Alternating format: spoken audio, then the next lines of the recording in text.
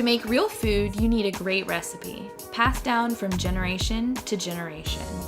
Welcome to Real Food, Real Kitchens, the show that goes into real kitchens of everyday people to tell the story of a dish and the families and cultures that bring it to life. This is my real kitchen, my real family, and my real recipes for Japanese comfort food.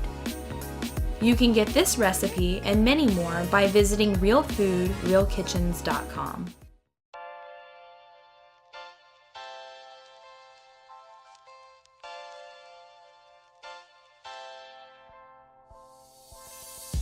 Hi, my name is Yuki. My name is Dennis. Today I'm gonna make Japanese comfort food, and one of the dishes called chashu, which is my favorite dish that my mom made for me, and my family's favorite. So when I moved to the United States, I started cooking, because until then I was living with my parents. And I really miss all the Japanese food, because when we were in Buffalo for the college, there are not much option for Japanese food, so kind of homesick. And then I wanted to make my family food, and then one of the dish was my mom's chashu, which is easy to make. It's everybody's favorite. It's also kind of like I could introduce that to my husband and my husband's family, and everybody loves it. It's easy to cook. We're gonna cook chashu today, and it's my mom's recipe and everybody's favorite. And first, we're gonna peel the ginger. I'm gonna peel the ginger. Yeah. Ginger is one of the, I think, a key ingredient to omit the the distinct flavor of the meat. Like, it's less, what should I say, like meaty. It's less flavorful. It's like herb. It's like a part of herb. We also use a lot of garlic, just a garlic clove. We already peeled. So garlic is a part of the dish, and this is also give the great flavor of to the dish. And then once the ginger is peeled, can you slice it up like really thin? Just a quarter inch, or like 1/8. So we traditionally use boneless pork back rib. Today we went to the butcher, and then they told us no such thing in the United States, or no such thing here. Boneless ribs, yeah. Yeah, and so the closest part that we usually use in Japan here is pork butt. It's nice, I'll show you. It's nice and lean, but also a good amount of fat, like that. So we're gonna use this, and then first we're gonna cut the meat. You can cut in any angle, it doesn't matter, as long as it's, nice strip, like chunk of strip, like that. We're gonna place those meat into the large enough pan.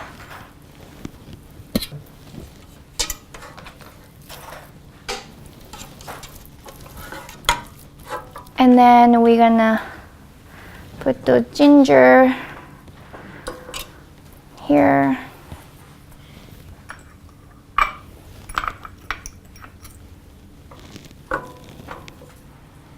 And then, can I have whole garlic in here?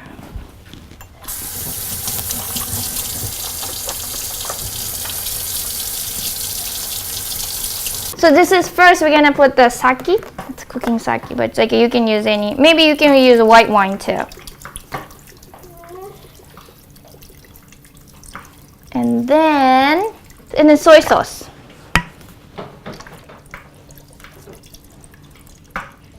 It's about twice as much of the sake. Just guessing, yeah. It's just like 2 1 1, so like 2 soy sauce, 1 sake, 1 water ratio, according to my parents, my mom. And then water, I need to put the water in. Water. And my parents usually use the pressure cooker, but since we don't have any, we will use a regular.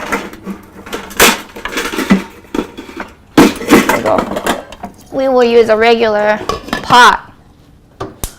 Start this, and then it's for an hour. Wait for an hour. Once it's boiled, you're gonna turn down medium to low for about an hour until the meat is tender. I think you can find it. It's common to be on top of ramen, chashu ramen. It's like a pork ramen, and but sometimes it's a little bit more sugary, sweeter taste to more savory taste. So it's very common all over Japan, but it's not really like traditional. And my mom's recipe is a very like salty dish, but that's the unique part of how she makes, and I really like it. I think we both started cooking a lot in college, just because you're in college and you have to figure out how to cook for cheap. So I had to kind of learn how to make cheap food taste really good, but I didn't have a upbringing and understanding how vegetables and food worked. But she had a garden, and a huge garden in her house, like in the back of the garden's bigger than the whole 2 houses. Right. So her grandmother is bringing all this fresh vegetables and stuff in, and I didn't know anything about it. So when we went to Japan, the biggest surprise probably was that Japanese food is mostly just vegetables. It's vegetables and pickled food and meats, and really salty meats. It's a lot of pickled. Yeah, so it's not like noodles and sushi. It's vegetables. It's mostly just vegetables. Yeah, it's like you like a lot of people think Japanese food, when you hear about Japanese food, like sushi comes up on the top, top of my head. Well, and rice with everything. Yeah. But rice and vegetables usually. Right, but the sushi is like I feel like it's American version of the steak.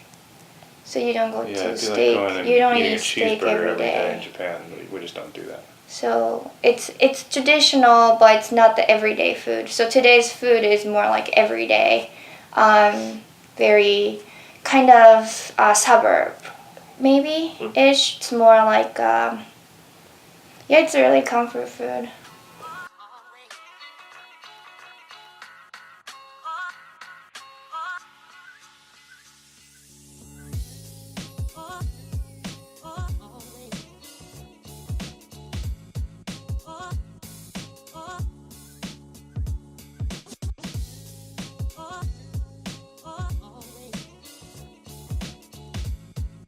Just grilling shishito peppers. Shishito peppers, yeah. So I'm just gonna grill these. I was gonna put them on the flame, but we could just grill them. I don't know if this pan's big enough. First, first you're gonna do the sesame oil, heat it up first. Yeah. And then just grill it. I'm gonna take the stems totally off. Yeah, not totally off, Just like but that? just like a little bit too long, so. Gotcha. You don't need to take the seeds out or anything? Yeah, when we go to Toriyoshi, they grill it, and then it's a great food for like bar food. It's like a great Yeah. bar So the food, so like Toriyoshi is appetizer. like a lot of tiny little plates. So you get what's yakitori. So they have different types of stuff that you get, like chicken hearts or whatever. So lightly oiled. Yeah. So when we go to this place in Japan, this yakitori bars, we usually go with friends and hang out for a while and just keep ordering food. So you just order another little plate or 5 little plates, and they just keep coming. So this is some of what they serve. They serve a lot of different types of meat, chicken, a lot of vegetables. So we'll usually do these out on the grill outside, but usually cook these until they're almost black though. You could char these, right? But it's not that like that shareable kind of. It's just like nicely grilled, soft enough, and then salt and pepper.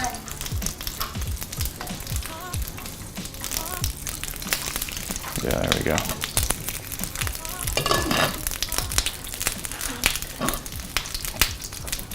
And then you like we're getting a little burn on. Hot stuff.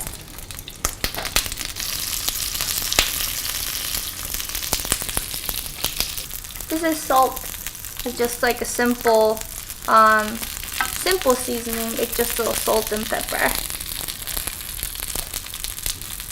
This should be good. And then pepper. A little bit.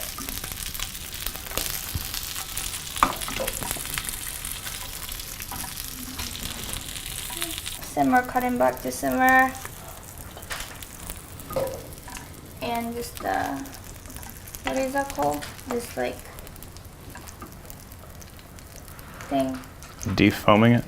No, what is this? Like a white thing? I don't know, it's just foam. It's called ahhh in Japanese, but I don't know in English. Skimming on the top, this like the extra stuff on the top is called ahhh in Japanese. So clean up that a little bit and then like clear the top. Maybe some people don't want to do it, but I want to. So just to keep it low, and that's it. And wait until this is, just like take a look at it time to time, and then that's it. I think that's enough too. Yeah, they're pretty soft. Can you put this over? Yeah.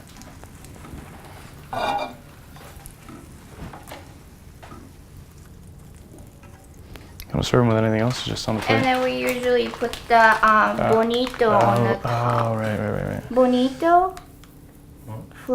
Bonito flakes. Bonito is a type of fish.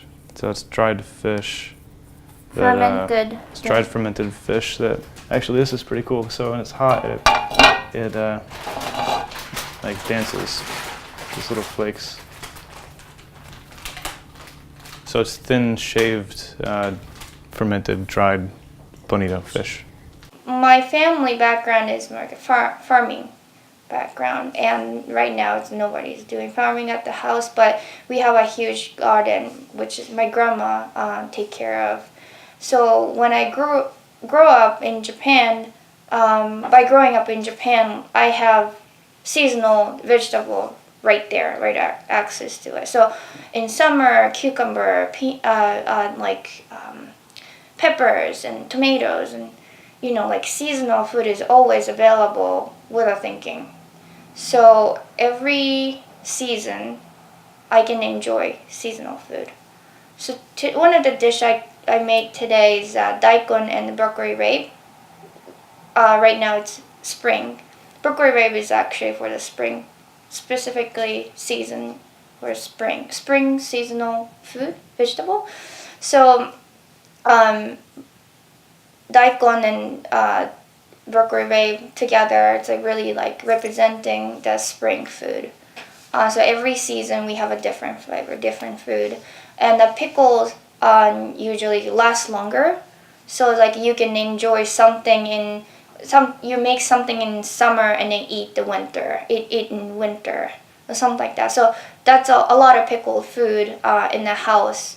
I think it's traditionally that's how I eat, how they ate before, and it's a lot of I think it's a very balanced food too. This is the first time actually for me to make this specific type of pickles in the house. I love, in the winter, Napa cabbage is a season. Usually Napa cabbage is, maybe everybody knows that, well known for kimchi. But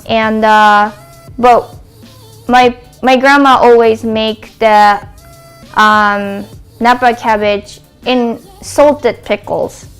So it's like ingredient is pretty much salt and some sort of citrus skin and kelp. And today for this I tried to make it So this is the first time I made it in the United States actually.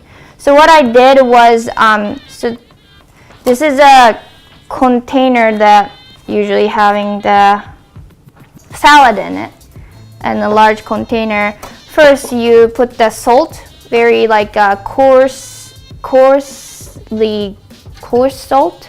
It's not fine salt. Yeah, coarse. Sea salt. But it's like really Flakes. Yeah.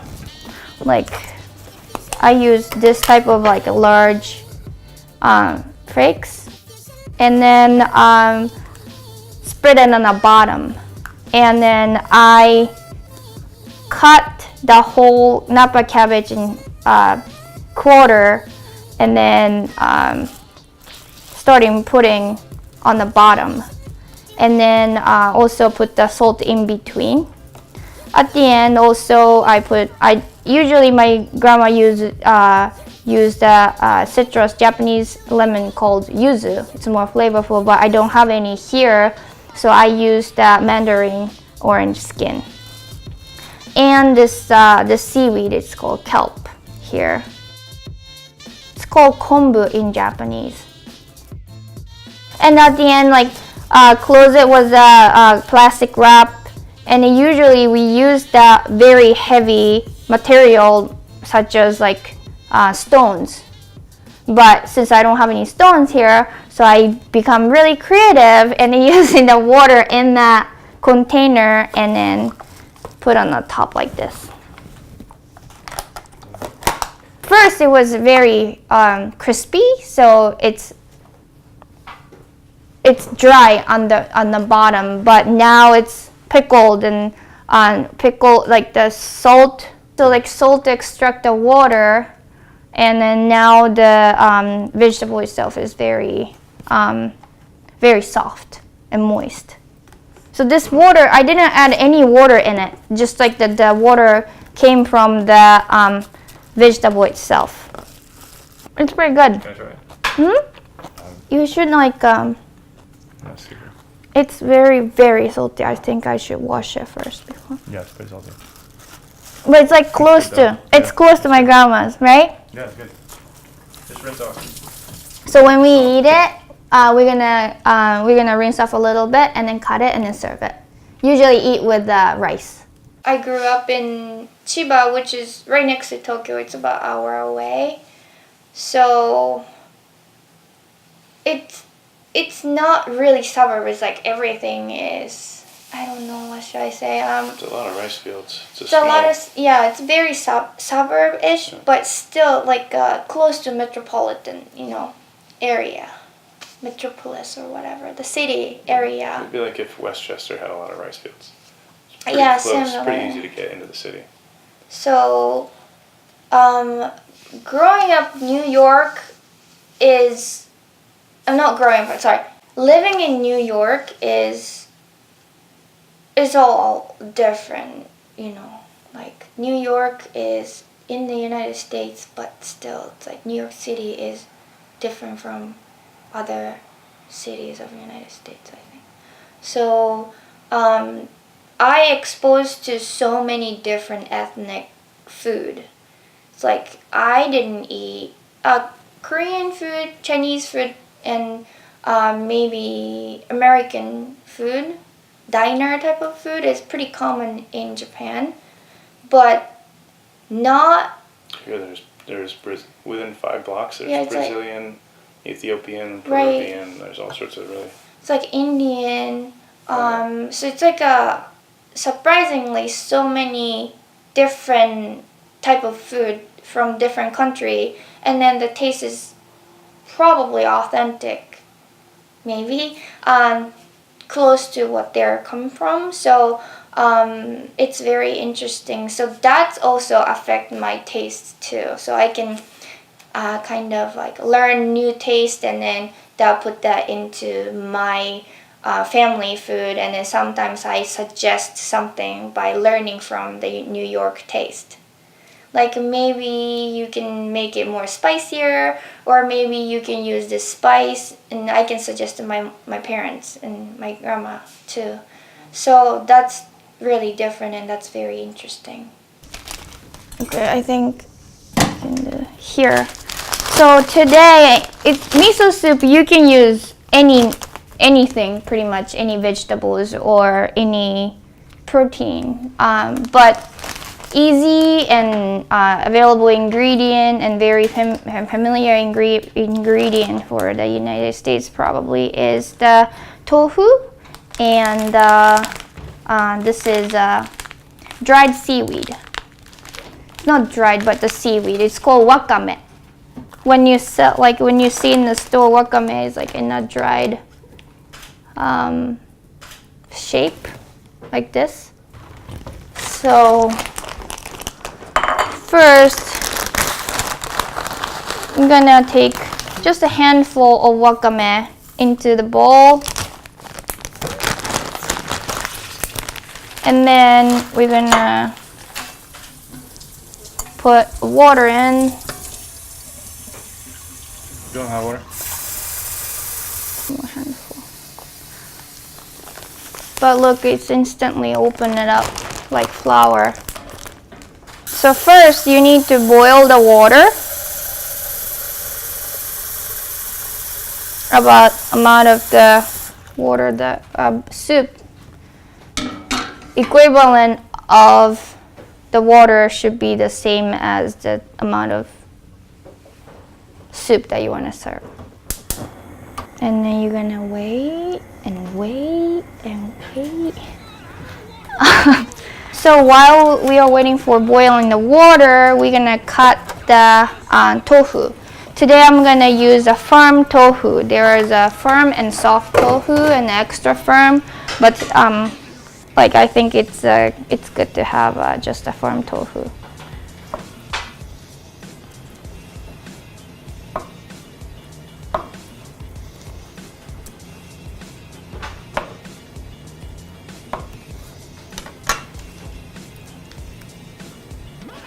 My grandma and my mom cut tofu always on the hand.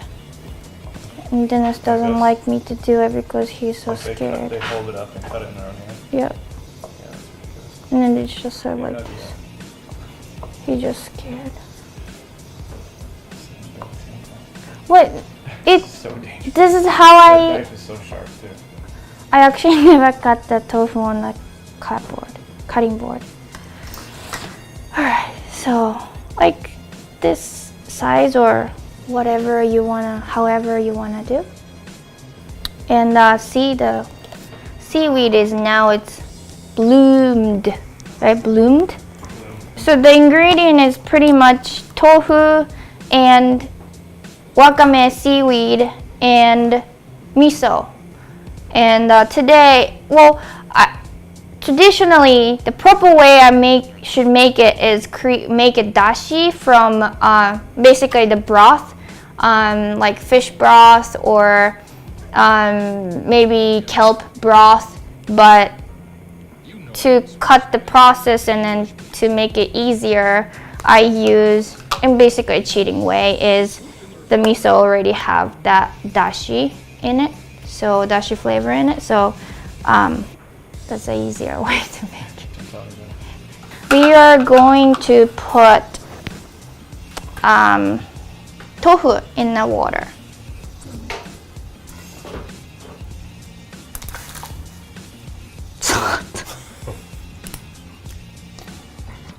There we go.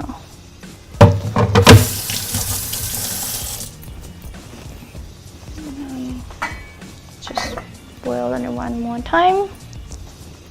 While we are waiting, I'm gonna take their drain. That's the one. I'm so bad at English. Sorry. Since this is coming to a boil, I'm gonna put this miso in here. Like,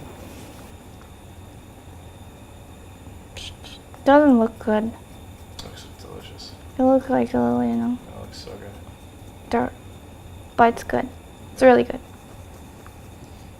Just like slowly, because because it's a chunk and cold, so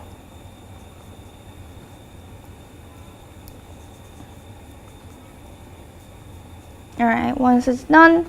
So we're gonna put this wakame seaweed in the cup, and then we pour this miso soup on it instead of cooking it together, because that's more fresh flavor to it.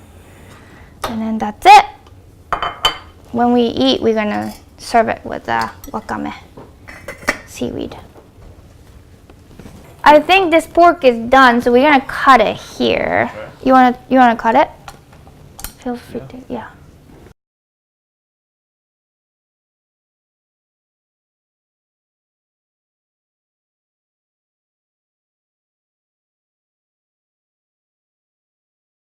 Can I eat this? Yeah. It's really tender. It's really good. All right, let's eat. We have a 4-year-old daughter, and she loves Japanese food. She loves my mom and my grandma's food especially, and I want her to remember the taste by me cooking for her. My hope is to pass our taste to my next generation. Like, he wasn't exposed to Japanese food, my family food, by growing up here, so he's not familiar with the taste. So like the taste buds, I think, develops by eating familiar with those food. So when she grew up, like, I want her to think the same feeling I'm feeling, like, oh, this is like home food. It just like feels like coming home type of feeling. It just remind me my family food, and feel so good about it. So eat it and like, oh, it's so good. You know, like it's like it remind me like my family, and it's instantly going home kind of.